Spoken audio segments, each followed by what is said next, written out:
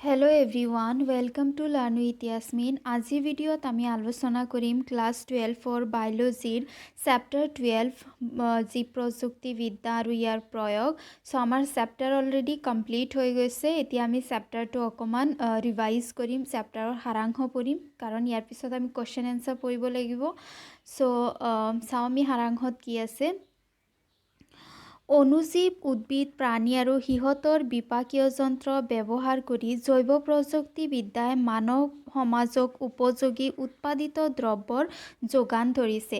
So আমি জানো যে যিটো জৈৱ প্ৰযুক্তিবিদ্যা আছে, জৈৱ প্ৰযুক্তিবিদ্যাত কি কৰা হয় যে যিবোৰ প্ৰাণী আছে, প্ৰাণীসমূহক, অনুজীৱ সমূহক বা বিভিন্ন ধৰণৰ উদ্ভিদসমূহক প্ৰযুক্তিবিদ্যাৰ দ্বাৰা সিহঁতক উন্নত কৰা হয়।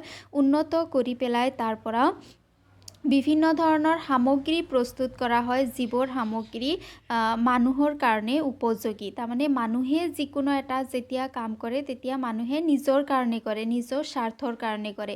ইয়াতে যে মানুহে জীৱ প্ৰযুক্তিবিদ্যা সৃষ্টি কৰি পেলাই উদ্ভিদ প্ৰাণীসমূহ সৃষ্টি কৰে, এইবোৰ উদ্ভিদ প্ৰাণী কিয় সৃষ্টি কৰে? যাতে মানুহে নিজৰ কাৰণে কিছুমান সামগ্ৰী উৎপাদন কৰিব পাৰে। ৰিকম্বিনেণ্ট DNA প্ৰযুক্তিয়ে অনুজীৱ উদ্ভিদ আৰু প্ৰাণীৰ অভিযন্ত্ৰণ সম্ভৱ কৰি তুলিছে। ৰিকম্বিনেণ্ট DNA RDNA যে প্ৰস্তুত কৰা হয়, য'ত আমি বিচৰা জিনটো ডিএনএৰ সৈতে সংযোগ কৰি পেলাই প্ৰাণী এটাৰ ভিতৰত সুমুৱাই দিয়া হয়। এইটো RDNA পদ্ধতিৰ কাৰণে, RDNA পদ্ধতি হৈছে এটা জিনীয় অভিযন্ত্ৰণ পদ্ধতি, যাৰ দ্বাৰা আমি কি কৰিব পাৰোঁ, এনেকুৱা ধৰণৰ জীৱসমূহ সৃষ্টি কৰিব পাৰোঁ। প্ৰাকৃতিক নিয়মৰ বাহিৰে অন্য উপায় অৱলম্বন কৰি আনুবংশিকভাৱে ৰূপান্তৰিত জীৱ সৃষ্টি কৰাটো সম্ভৱ হৈছে, য'ত ৰিকম্বিনেণ্ট DNA প্ৰযুক্তিবিদ্যা ব্যৱহাৰ কৰি এটা জীৱৰ পৰা অন্য এটা জীৱলৈ অন্য এটা বা ততোধিক জিন স্থানান্তৰ কৰা হয়।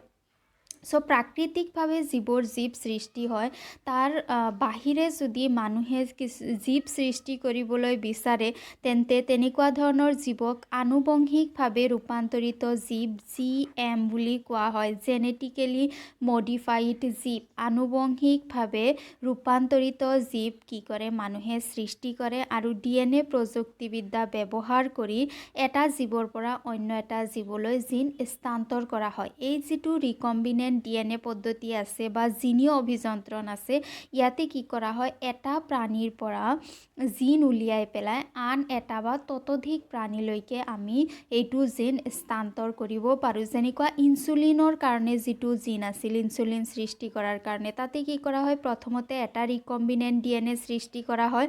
কৰি পেলাই সেই ৰিকম্বিনেণ্ট DNAটো বহুত বেক্টেৰিয়াৰ দেহত সুমুৱাই দিয়া হয়, যাতে ইহঁতে বহুত ৰিকম্বিনেণ্ট DNA থকা সৃষ্টি থকা বেক্টেৰিয়া সৃষ্টি কৰে আৰু তাৰ পৰা ৰিকম্বিনেণ্ট DNAটো বহুত প্ৰাণীলৈকে স্থানান্তৰ কৰিব পৰা যায়।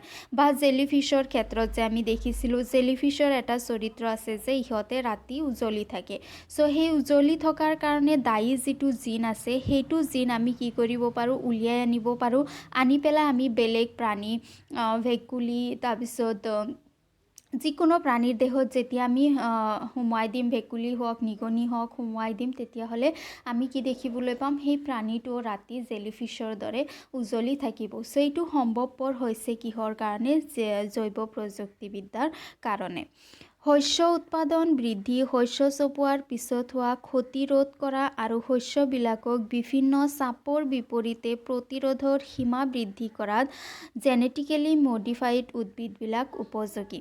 শস্যৰ উৎপাদন বৃদ্ধি কৰা, শস্য চপোৱাৰ পিছত যিবোৰ ক্ষতি হয় সেই ক্ষতিসমূহ ৰোধ কৰা আৰু শস্যবিলাকক বিভিন্ন চাপৰ বিৰুদ্ধে প্ৰতিৰোধৰ সীমা বৃদ্ধি কৰাত এই উদ্ভিদ, তাৰমানে এইবোৰ উদ্ভিদৰ পৰা আমি উৎপাদন বহুত পাব পাৰোঁ। কাৰণ এই উদ্ভিদবোৰক আমি তেনেকুৱা ধৰণৰ জিন সুমুৱাই দিওঁ যিবোৰ জিনৰ উৎপাদন ক্ষমতা বেছি। কোনোবা এটা উদ্ভিদত যদি এনেকুৱা জিন আছে যাৰ উৎপাদন ক্ষমতা বেছি, সেইটো জিন আমি সেই উদ্ভিদজোপাত সুমুৱাই দিওঁ।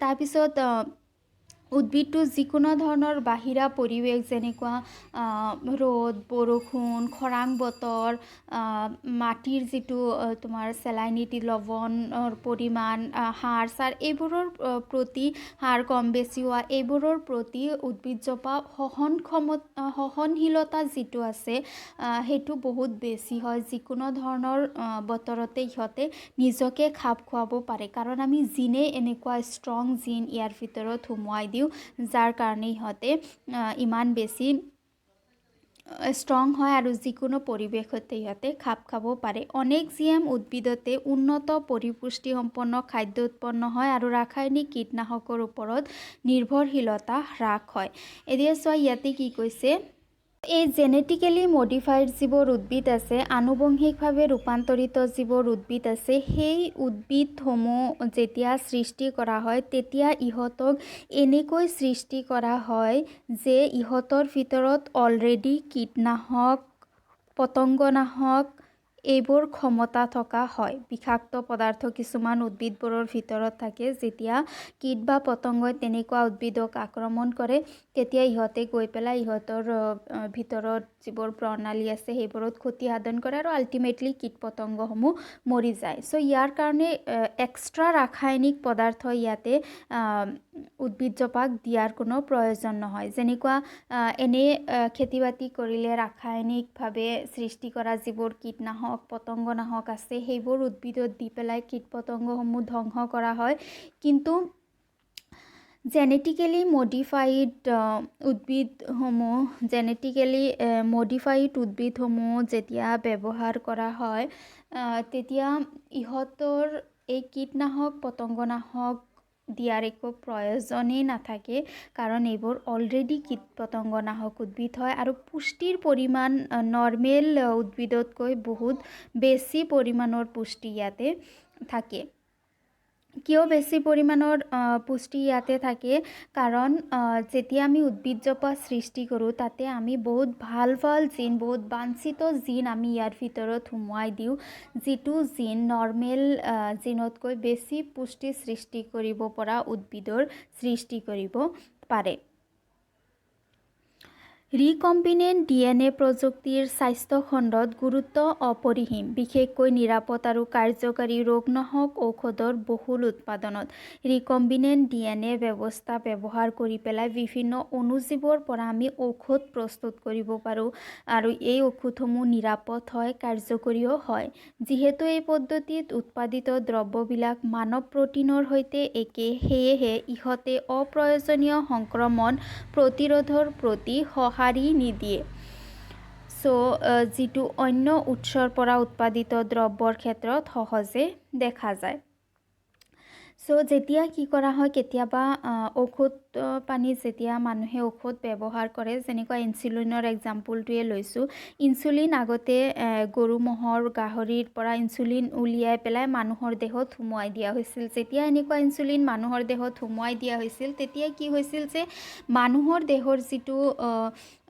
তোমাৰ আকাৰ আকৃতি সেইটো জীৱ জন্তুৰ আকাৰ আকৃতিতকৈ বেলেগ হয় সেইকাৰণে এইটো ইনচুলিন সোমাই দিয়াৰ লগতে মানুহৰ বিভিন্ন ধৰণৰ ৰিয়েকশ্যন কৰিছিল এলাৰ্জি হৈছিল বিভিন্ন ধৰণৰ ৰিয়েকশ্যন হোৱা দেখা গৈছিল কিন্তু যেতিয়া ৰিকম্বিনেণ্ট ডিএনএ প্ৰযুক্তিবিদ্যাৰ সহায়ত ইনচুলিন প্ৰস্তুত কৰা হ'ল তেতিয়া এইবোৰ যিবোৰ সমস্যা আছিল এইবোৰ যিবোৰ ডিছএডভান্টেজ আছিল এইবোৰ নোহোৱা হৈ গ'ল ৰিকম্বিনেণ্ট ডিএনএ যিটো আছে এইটো অণুজীৱৰ পৰা বেক্টেৰিয়াৰ পৰা প্ৰস্তুত কৰা এবিধ ইনচুলিন হয় আৰু এইটো ইনচুলিন মানুহৰ দেহত সোমোৱাই দিলে মানুহৰ তেনেকুৱা ধৰণৰ ক্ষতি নহয় মানৱ ইনচুলিন বেক্টেৰিয়াৰ পৰা উৎপাদন কৰা হয় যদিও গঠন প্ৰাকৃতিৰ মৌলৰ সৈতে সম্পূৰ্ণভাৱে একে হয় মানৱ ইনচুলিন যদিও এইটো ইনচুলিন বেক্টেৰিয়াৰ পৰা সৃষ্টি হয় বেক্টেৰিয়া এবিধ অণুজীৱ হয় তথাপিও কি হয় যে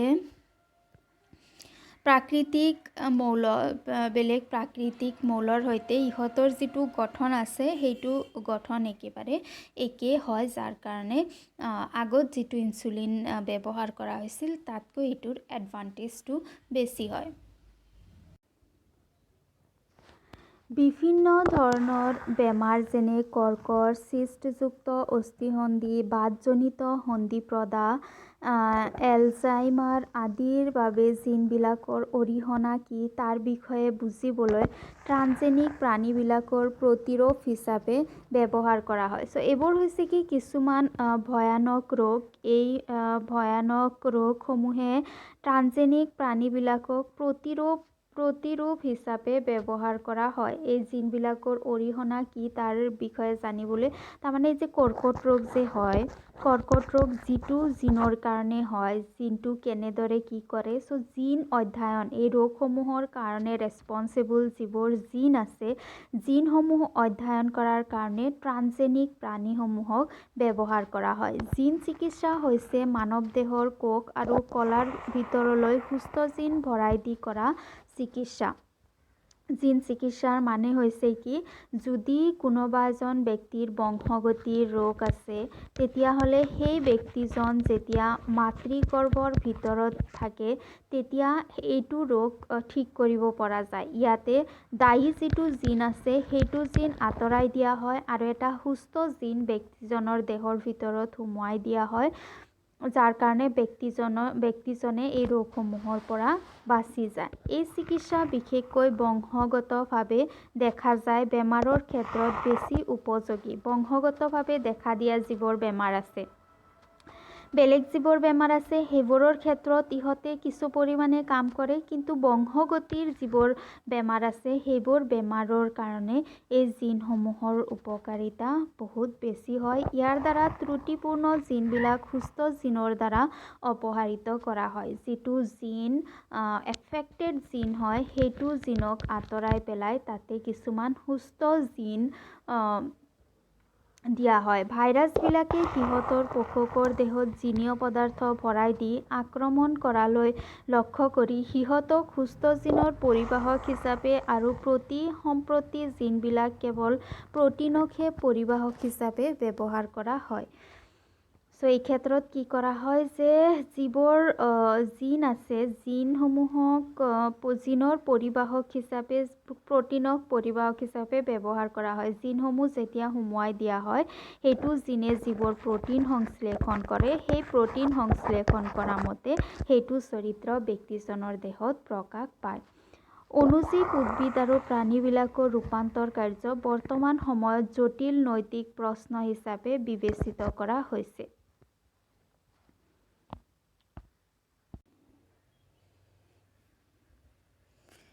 জৈৱ প্ৰযুক্তিবিদ্যাৰ প্ৰয়োগে বৰ্তমান সময়ত আনুবংশিক আভিযান্ত্ৰিক বিষয়ত অধিক গুৰুত্ব লাভ কৰিছে। জৈৱ প্ৰযুক্তিবিদ্যা প্ৰয়োগৰ দ্বাৰা যিদৰে আমি শস্য উৎপাদন কৰিব পাৰিছোঁ, বিভিন্ন ধৰণৰ ঔষধ উৎপাদন কৰিব পাৰিছোঁ, যাৰ কাৰণে এটা গুৰুত্বপূৰ্ণ বিষয় হৈ পৰিছে জিনীয় অভিযন্ত্ৰণ বা জৈৱ প্ৰযুক্তিবিদ্যা। জিনবোৰৰ দ্বাৰা প্ৰকাশিত চৰিত্ৰই আধুনিক চিকিৎসা উৎপাদনশীলতা আদিত যে যথেষ্ট প্ৰভাৱ পেলায় সেয়া জৈৱ প্ৰযুক্তিবিদ্যাই নিশ্চিত কৰিছে। জৈৱ প্ৰযুক্তিবিদ্যাৰ সহায়ত আমি বিভিন্ন ধৰণৰ ভয়ানক ৰোগ যেনেকুৱা কৰ্কট ৰোগ আছে, তাৰপিছত এইডছ আছে, এনেকুৱা ধৰণৰ ৰোগসমূহ আমি আগতীয়াকৈ চিনাক্তকৰণ কৰিব পাৰোঁ ৰোগৰ লক্ষণ দেখা দিয়াৰ আগতে, কাৰণ লক্ষণ দেখা দিয়ালৈকে এইবোৰ ৰোগ বহুত বিয়পি পৰে আৰু তেতিয়া ইহঁতৰ চিকিৎসা সম্ভৱপৰ নহয়। গতিকে জৈৱ প্ৰযুক্তিবিদ্যাৰ সহায়ত আমি আগতীয়াকৈ ৰোগসমূহ ধৰা পেলাই ইয়াৰ উপযুক্ত চিকিৎসা কৰাব পাৰোঁ। মাৰাত্মক ৰোগবোৰৰ চিকিৎসাৰ বাবে এই প্ৰযুক্তিৰে ট্ৰান্সজেনিক প্ৰাণী বা জন্তু সৃষ্টি কৰি আগতীয়াকৈ পৰীক্ষাৰ দ্বাৰা মুকলি কৰা হৈছে। আৰু যিকোনো ধৰণৰ এটা মেডিচিন যেতিয়া প্ৰস্তুত কৰা হয় সেই মেডিচিনটো যেতিয়া প্ৰস্তুত কৰি পেলাই প্ৰথমতে যিবোৰ ট্ৰান্সজেনিক প্ৰাণী আছে, ট্ৰান্সজেনিক প্ৰাণীসমূহত প্ৰথমতে ট্ৰাই কৰা হয়, ট্ৰাই কৰি পেলাই চোৱা হয় যে বস্তুটো মানুহৰ দেহত দিব পৰা যাবনে নাই। উন্নতমানৰ চিটা প্ৰস্তুত কালত সেয়া বিপদমুক্ত হয়নে নাই সেয়াও ট্ৰান্সজেনিক জীৱৰ দ্বাৰা নিশ্চিত কৰা হয়। এতিয়া চিটাবোৰত কি থাকে, চিটাবোৰত বেমাৰৰ বীজাণুসমূহ থাকে। গতিকে বীজাণুসমূহ প্ৰাণীৰ দেহত পোনে পোনে সুমুৱাই দিলে প্ৰাণীটোৰ ক্ষতি সাধন কৰিব পাৰে, প্ৰাণীটো মৃত্যুৰ মুখত পৰিব পাৰে। গতিকে ট্ৰান্সজেনিক উদ্ভিদৰ ক্ষেত্ৰত ইয়াক আমি টেষ্ট কৰাই ল'ব পাৰোঁ। মুঠতে শৰীৰ তত্ত্বত জৈৱিক উৎপাদনশীলতা, বেমাৰৰ প্ৰতিৰোধ, চিটা, ৰাগিয়াল বা বিষাক্ত গুণাগুণ বা কাৰ্য সহজে বুজাত জীৱ প্ৰযুক্তিবিদ্যাই যথেষ্ট অৰিহণা যোগাইছে। যিকোনো ধৰণৰ শৰীৰৰ তত্ত্ব তাৰপিছত জৈৱিকভাৱে উৎপাদনশীলতা, বেমাৰ প্ৰতিৰোধ কৰা যিবোৰ চিটা আছে, ৰাগিয়াল বা বিষাক্ত বস্তুৰ গুণাগুণ, কাৰ্য ইত্যাদি বুজাৰ কাৰণে জৈৱ প্ৰযুক্তিবিদ্যাই বহু পৰিমাণে মানুহক সহায় কৰিছে। ইয়াতে আমাৰ যিটো সাৰাংশ আছিল সেইটো কমপ্লিট হৈ গ'ল। ইয়াৰ পিছৰ পৰা আমি কুৱেশ্যন এনচাৰসমূহ আলোচনা কৰিম। আজি ভিডিঅ' কেনেকুৱা পালা জনাবা। যদি ভাল লাগিছে লাইক কৰিবা, ফ্ৰেণ্ডছৰ সৈতে শ্বেয়াৰ কৰিবা আৰু প্লিজ চেনেল ছাবস্ক্ৰাইব কৰিবা। Thank U.